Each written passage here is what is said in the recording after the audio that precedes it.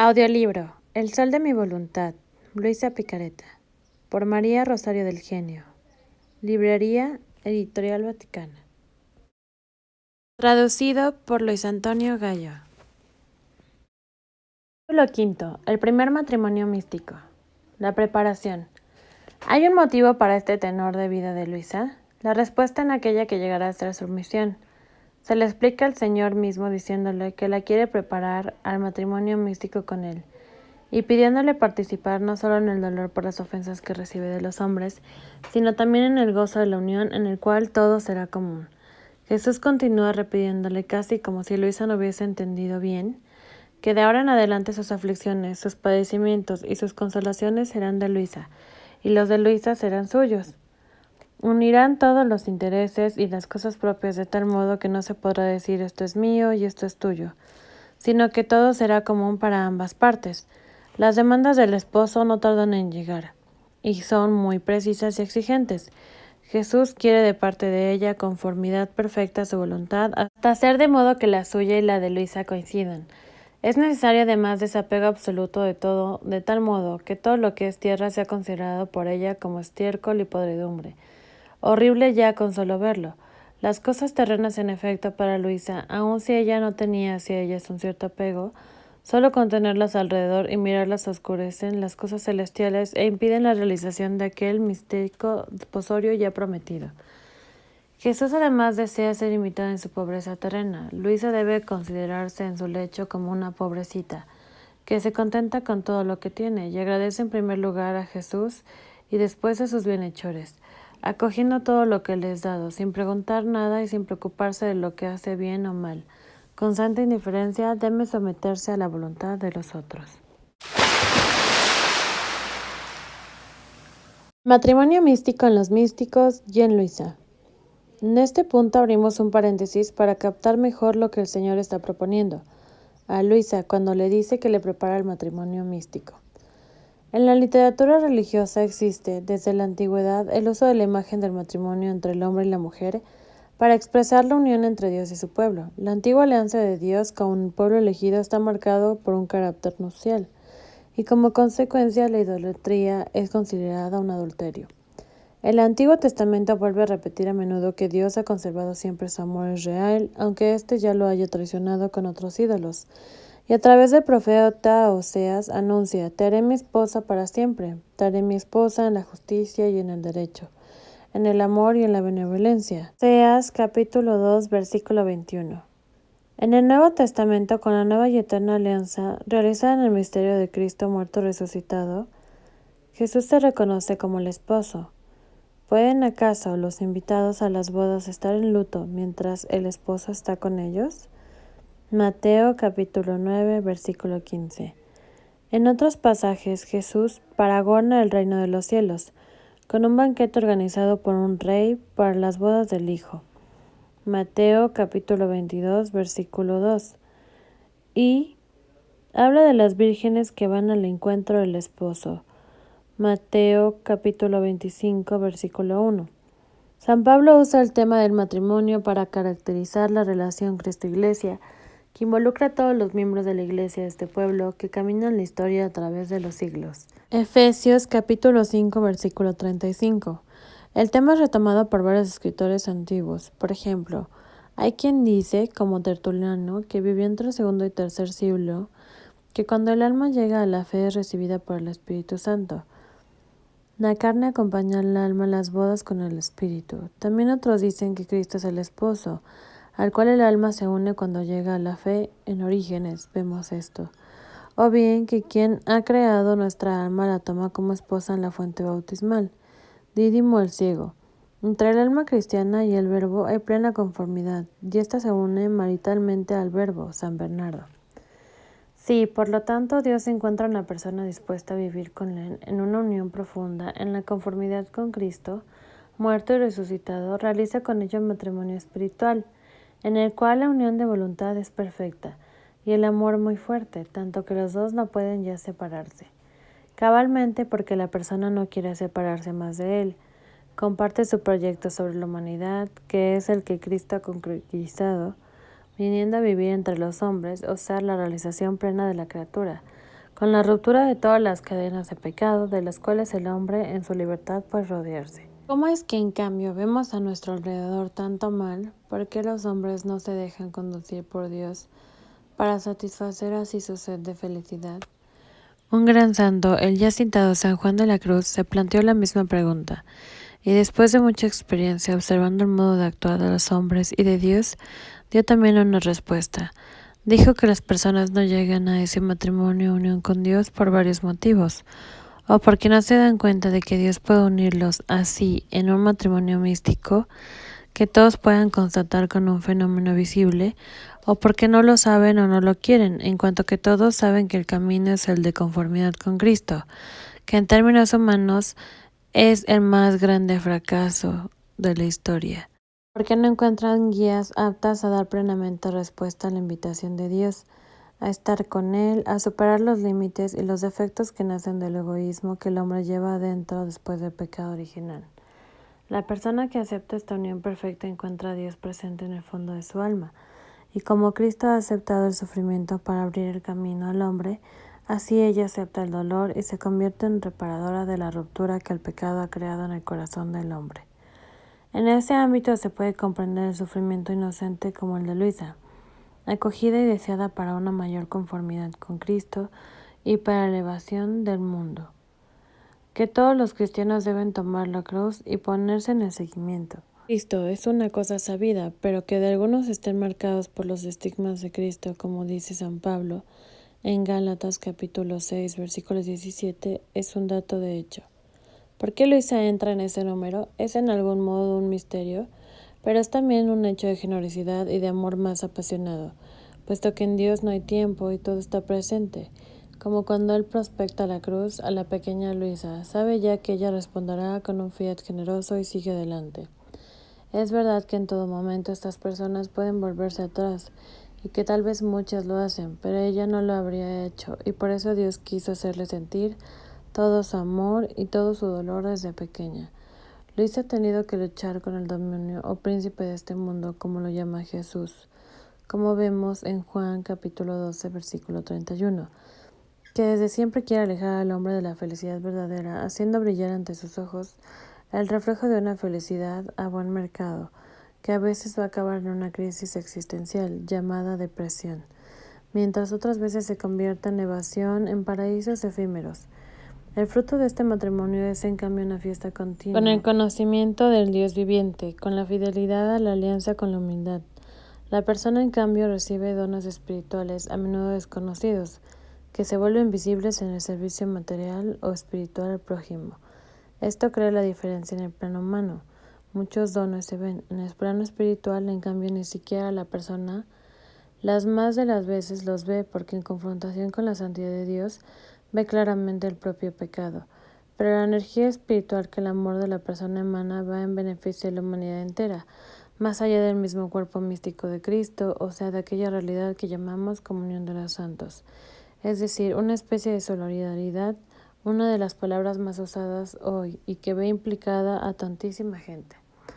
Hoy en día, más allá de la venta de flores o de otras cosas en las plazas de la ciudad para sostener este o aquel proyecto de solidaridad, nos sentimos invitados por varias propagandas televisivas a enviar un mensaje telefónico que cuesta solo €1, o marcar un número sobre el teclado para donar €2. Así, euro tras euro, se forma una gran cantidad que nos hace sentir solidarios con quien tiene necesidad de ayuda. Algo por el estilo sucede en el plano espiritual, que en un nivel no visible envuelve el mundo entero como las ondas magnéticas que pueden percibirse solo con instrumentos particulares. La comunión de los santos es una realidad que infunde una dimensión diferente a toda nuestra vida. No estamos nunca solos, formamos parte de una compañía espiritual en la cual reina una profunda solidaridad. El bien de cada uno redunda en ventaja de todos y viceversa. La felicidad común se irradia sobre cada uno de los individuos. Es un misterio que en alguna medida podemos ya experimentar en este modo, en la familia, en la amistad y especialmente en la comunidad espiritual de la Iglesia, que Luis enriquece gracias a su matrimonio místico, del cual el matrimonio natural es solo una sombra. Los dos serán una sola carne. Génesis capítulo 2, versículo 24. O sea, sentirán al unísono con una unión de sentimiento y de voluntad perfecta. Ciertamente, mirando a nuestro alrededor, no parece que sean muchos los matrimonios en los cuales se da una perfecta unión de voluntad entre los esposos. Pero ¿no será tal vez también esto que Dios ha hecho ver en Luisa como la perfecta unión de voluntad, si es posible? Pidiéndole la unión perfecta de voluntad con Él, no se puede tal vez percibir que precisamente en Él también las voluntades humanas sostenidas por el sacramento del matrimonio pueden convertirse en una sola, aún en la autenticidad de dos personas distintas. Preparación inmediata. Volvamos a Luisa y a su matrimonio místico. Jesús continúa preparándola, dejándose ver cuando ella está inmóvil, 3 o 4 veces al día, como un enamorado que no puede estar sin su esposa. Han pasado ya cerca de 3 meses desde cuando Luisa no deja el lecho, y Jesús le manifiesta en forma muy especial efusiones de amor para consolarla en su sufrimiento, sobre todo cuando el confesor tarda en liberarla de su acostumbrado estado. La conforta, por cierto, espiritualmente, pero también físicamente, tanto que le declara querer ser su alimento del alma y del cuerpo. Se remonta precisamente estos días la primera vez en la que Jesús hace vivir a Luisa la salida de su alma del cuerpo, una experiencia que más tarde se repetirá frecuentemente en su vida. Es motivada como el deseo de parte del esposo de estar siempre con la esposa. Si hasta entonces ha sido Jesús el que se ha llegado hasta Luisa, ahora es Luisa la que debe ir a Jesús. Estos éxtasis siempre más frecuentes se convierten para Luisa en una verdadera y real escuela. En los varios paseos, en efecto, aprende cuánto es ofendido su Jesús con la deshonestidad, las blasfemias, las faltas de caridad, pero sobre todo en las iglesias con la falsa piedad, con las obras santas hechas en modo superficial, con la comunión recibida sin las debidas disposiciones. En particular modo es mala disposición de los sacerdotes, la que hace sufrir más al Señor, su celebrar en estado de pecado mortal por costumbre y en algunos casos solo por interés. En todo esto Luisa comparte el dolor de Jesús, ofreciéndose como víctima. A pesar de lo mucho negativo que Luisa ve, no faltan las ocasiones en que encuentran sacerdotes santos, cuyo misterio se manifiesta en toda su sublimidad. Recibe nuevas luces de comprensión sobre el significado de la celebración eucarística. En la misa comprende que está todo, el fundamento de nuestra sacrosanta religión. La misa dice todo y habla de todo porque recuerda la redención, las penas que Jesús padeció por los hombres. Manifiesta también su amor inmenso, que no contento con morir en la cruz, quiso prolongar el estado de víctima en la Eucaristía. La misa dice también que nuestros cuerpos deshechos, reducidos a cenizas por la muerte, resucitarán en el día del juicio junto con Cristo, a la vida inmortal y gloriosa. 1888 se realizan las bodas. Al inicio de 1888, Jesús le ha pronunciado estas bodas. El 21 de julio de 1888, en la fiesta de la pureza de la Virgen María, Él las lleva a cabo, y Luisa recuerda que después de no poco sufrir, después de casi un año que está en el lecho, Jesús se le acerca festivo, le toma el corazón entre las manos, lo purifica y se lo devuelve. La hace ataviar con un bellísimo vestido y con joyas que son el reflejo de la belleza, de la potencia y de la fortaleza y de todas las otras virtudes de Jesús.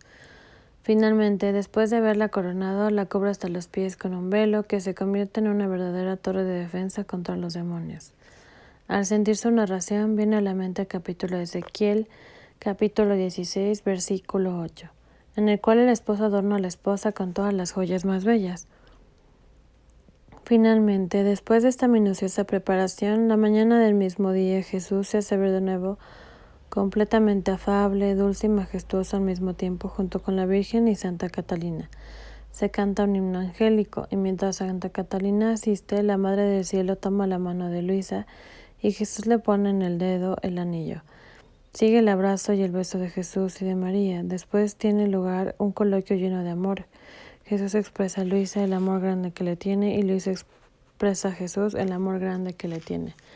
La Virgen Madre hace comprender a Luisa la gracia grande que ha recibido y la correspondencia que debe tener al amor de Jesús. En fin, su esposo Jesús le da nuevas reglas para vivir más perfectamente. Es conmovedor pensar que María, la Virgen Madre, sea testigo de este acontecimiento. Es verdad que ella es la mediadora de todas las gracias, pero también es verdad que Luisa tiene hacia ella una devoción particular. La corona del rosario es su fiel compañera. Mientras que la presencia de Santa Catalina se explica por el hecho de que Luisa es terciaria dominica. Luisa siente fuertemente el deseo de sufrir por la redención de la humanidad, junto con el amor con el cual la envuelve el Señor Jesús.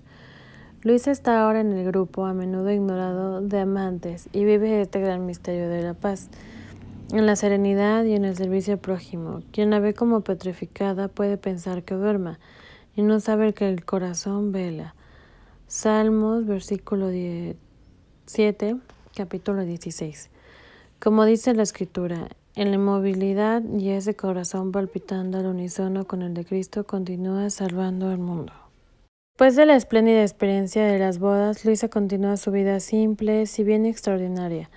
De día, a pesar de estar siempre en el lecho, no siente molestias, como llagas o cosas por el estilo. También su inmovilidad nocturna continúa siendo aparentemente inocua, mientras en realidad le causa sufrimientos inauditos y dulzuras celestiales. Es decir, vive el misterio de Cristo muerto y resucitado. En modo particular siente el peso de tener que continuar viviendo en la tierra, después de haber visto el paraíso y haber experimentado el encanto de los bienaventurados. El deseo de morir después de esta experiencia la acompañará constantemente. Su corazón, contendido entre continuas ansias y deseos, está inquieto, se siente más en el cielo que en la tierra, y en lo íntimo de su corazón advierte algo que la consuma, hasta tal punto le resulta amargo, doloroso tener que continuar viviendo. Solo la obediencia pone como un freno a estas sus penas. En efecto, podría morir solo si el confesor le diese tal obediencia, mientras antes le ha sido mandado absolutamente que no deseara morir. A pesar de este íntimo sufrimiento nocturno, de día parece serena, y cuando las personas la encuentran para pedirle oración, consejos y trabajo, tienen la sensación de encontrarse ante una persona normal que acepta el sufrimiento con algo más que resignación. En un escrito inédito de su último confesor, el padre Benedito Calvis entrega la descripción de las sensaciones provocadas por el encuentro con Luisa. Acercándose a ella se sentía de inmediato un aura de pureza. Quien la visitaba en su lecho durante los casi 70 años de martirio ha sentido que despedía un perfume de cielo de su rostro. Mostraba la expresión simple de una cándida paloma que apenas tocaba la tierra para volar hacia lo alto, hacia el cielo. Luisa fue pura porque fue simple y penitente. Simple en los modos, en el hablar, en el vestir. Bastaba acercarse a su lecho para leer sobre su rostro el alma bella y cristalina. Penitente fue Luisa Picaretta hasta el punto de negar a su cuerpo todo placer, toda sonrisa, el beso de su madre y de sus hermanas. Se hizo pura en la mortificación y la penitencia. Frenó su lengua sin jamás pronunciar palabras excesivas o juicios sobre personas o cosas, y de su boca no salió nunca una palabra que no fuese pura como el rocío. Una vez una persona respetable que había estado visitándolo saliendo de su habitación dijo: «Tiene un alma angélica, Luisa. Te parece respirar con ella el perfume del lirio fragante. Esa sonrisa del cielo y ese cándido rostro sonriente te hablan de Dios y te hacen entrever un trozo de paraíso. Te parece respirar una aura impregnada de perfume celestial. En aquella habitación se olvidan las preocupaciones de la vida y se siente la paz del alma. Se olvidan las luchas, los engaños, las envidias y se respira el gozo de la gracia de Dios». Es un eco de esta página lo que escribió Monseñor Luis de Oria, otro sacerdote de Croto que conoció perfectamente a Luisa, y de la cual en 1961 tuvo el encargo de escribir una relación sobre la vida. Entre otras cosas, en relación al apostolado que Luisa ejercía estando en su lecho, afirma que cuando se ama no se puede no hablar de la persona amada, especialmente si este es Dios, el cual, además de los varios títulos de amabilidad, hace feliz a quien le dona el corazón. Luisa amaba al prójimo, no podía, por lo tanto, no hablar de Dios, porque quería que Dios fuera conocido y amado por el prójimo y que esto se tuviera la verdadera felicidad, fruto del amor a Dios. Naturalmente, su argumento preferido era la divina voluntad, que es amable en sí misma en razón de lo que ha querido hacer en beneficio nuestro, y que se ama de veras obedeciendo a su ley y aceptando sus disposiciones. Así toda conversación, cualquiera que fuese el objeto, era iluminada y enforbizada por el amor de Dios, Muchos recurrían a ella para exponerle sus necesidades del espíritu y del cuerpo, atraídos por el perfume de su unión con Dios. Y todos recibían con la solución de sus problemas la conformidad amorosa con la voluntad divina, que además de endulzar el dolor y volverlo meritorio, da luces sobre las que hay que hacer. Quien se presentó a Luisa pensando encontrar en ella una divina no fue escuchado y fue abandonado. Lección del Getsemaní. A este punto, Luisa no debe luchar ya consigo misma y con Dios para decir su fiat, como ha debido hacer antes. La pasión del Getsemaní está precisamente marcada por esta lucha, en la cual decir fiat a la voluntad del Padre ha costado su sudor de sangre al Verbo encarnado. Luisa estaba muy dentro del misterio de aquel huerto. La predicación de su tiempo se detenía sobre el hecho de que la pasión había comenzado justamente en el Getsemaní, inmediatamente después de la última cena, en la cual ya Cristo sabe que Judas lo va a vender. Capítulo 13 del libro de Juan, versículos 26 al 30. Mientras que los otros interpretaban las palabras, lo que quieres hacer, hazlo pronto, en diversas maneras. Después la pasión siguió adelante con el fiat de Cristo en aquel huerto ha pronunciado. Hoy varios estudios nos hablan, en manera exhaustiva, de aquel lugar, comenzando por el mismo nombre del huerto de los olivos. Sabemos que Getsemaní significa en hebreo lagar para las aceitunas. Se trata de un jardín situado por la parte oriental de Jerusalén, separado de la ciudad por el torrente Cedrón. Ya los primeros cristianos lo veneran como el lugar de la agonía, del fiat voluntas tua. Mateo capítulo 26, versículo 42. Y del arresto de Jesús, tanto que el emperador Teodosio hizo construir allí una capilla destruida posteriormente por los persianos y reconstruida por los cruzados. Actualmente esa capilla es una hermosa iglesia reconstruida por los frailes franciscanos, en torno a una piedra sobre la cual se notan manchas oscuras que la tradición identifica con la sangre sudada por Cristo. Es de notar que este lugar está vinculado indirectamente con la resurrección de Lázaro. En efecto, antes de llegar a esta iglesia, a mitad de la cuesta sobre la pequeña colina, viniendo desde Betania, la tradición coloca la casa de Lázaro, donde Jesús se detuvo mientras estaba encaminando por última vez a Jerusalén. Allí resucita a Lázaro de entre los muertos, y este gesto suyo apresura de parte de los sacerdotes del templo su captura, acontecida justamente en este huerto, donde por lo demás Jesús acostumbra ir, y por lo tanto era fácil para Judas ir y a sus pseudoamigos saber dónde se encontraba para capturarlos. Mateo 26, capítulo 26, versículo 47.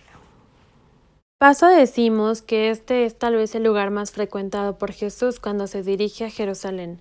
La tradición coloca aquí la enseñanza de Jesús del Padre Nuestro y desde este monte, después del último encuentro del resucitado con los discípulos, sube al cielo. En la actualidad, un monasterio de carmelitas provenientes de varias partes del mundo, casi en la parte más alta del mundo, continúa en la oración y en el silencio, acompañando a Jesús, mientras un poco más abajo los franciscanos cultivan todavía las zarzas, diferentes de las nuestras, dotadas de espinas largas de 6 a 7 centímetros, y de cuya especie debía ser la corona de espinas, puesta sobre la cabeza de Cristo. Su longitud, bien conocida por Jesús de Nazaret, que en el Getsemaní pudo preservar su uso, penetra las carnes. En ese huerto, en aquella noche en la que comienzan las últimas horas de Jesús, hombre sobre la tierra, se consuma el coloquio de Jesús con el Padre a través de su captura, y justo antes de ella, que llevará los signos del hombre visto por Luisa adolescente en la calle bajo su casa. La Escritura dice que en el Getsemaní Jesús siente miedo y angustia. Marcos capítulo 14, versículo 33. Y después, entrando en la lucha, el sudor se convirtió en gotas de sangre. Lucas capítulo 22, versículo 44. Tanto que le pida a Dios no beber de este cáliz. Marcos capítulo 14, versículo 36. Antes de alcanzar el absoluto abandono a la voluntad de Dios, Jesús muestra verdadera naturaleza, hecha también de miedo y desea compañía. ¿No sois capaces de velar conmigo una sola hora? Dice a los apóstoles, porque sabe lo que le espera. Las últimas investigaciones de la psiquiatría dicen que la crisis de angustia en el Getsemaní es un verdadero ataque de pánico que provoca ese sudor de sangre, que es un típico disturbio neurovegetativo, una hemorragia cutánea. El sufrimiento es muy grande, y él se dirige al Padre con el afectuoso apelativo, Abba, pidiéndole que aleje de él el cáliz amargo que vislumbra. Marcos capítulo 14, versículo 36. Pero sabe que el sufrimiento es inherente a la naturaleza humana, y como él lo saben muchos de sus amigos, tanto que Santa Teresa de Ávila, con una pizca de humorismo, dice al Señor: por eso tienes tan pocos amigos. Quien lo acepta, sin embargo, supera el miedo, como San Pío de Pietrelcina, un gran admirador de Luisa, a quien le gusta repetir que el sufrir es de todos, el saber sufrir es de pocos. Y la sierva de Dios, Santina Campana, repite que el sufrir pasa, el haber sufrido queda. Muchos, a lo largo de la historia, han entendido la lección del Getsemaní, pero pocos la valorizan y tal vez poquísimos han ido más allá del haber sufrido queda, como expiación y redención. También Luisa lo sabe y dice que se puede resistir al pedido del sufrimiento de Jesucristo por un día o dos, pero después el amor toma la delantera y como Jesús el alma repite que se haga tu voluntad. En aquel huerto Jesús conoce todos los pecados de los hombres y los asume en el sufrimiento más duro y suda sangre.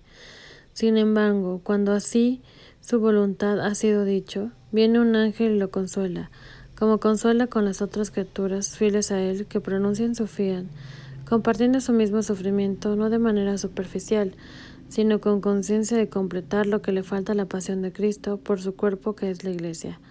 Colosenses capítulo 1, versículo 24. Tarea nada fácil.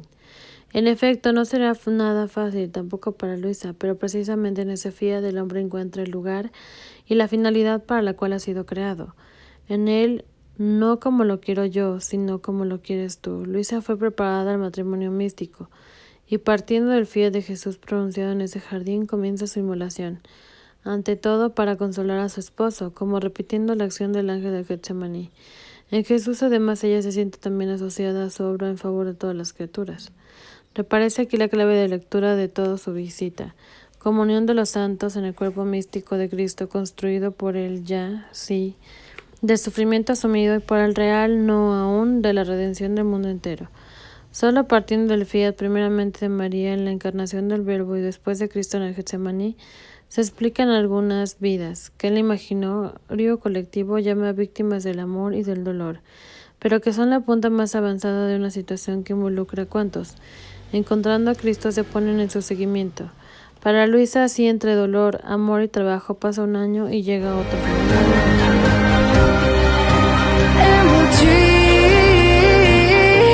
Impossible.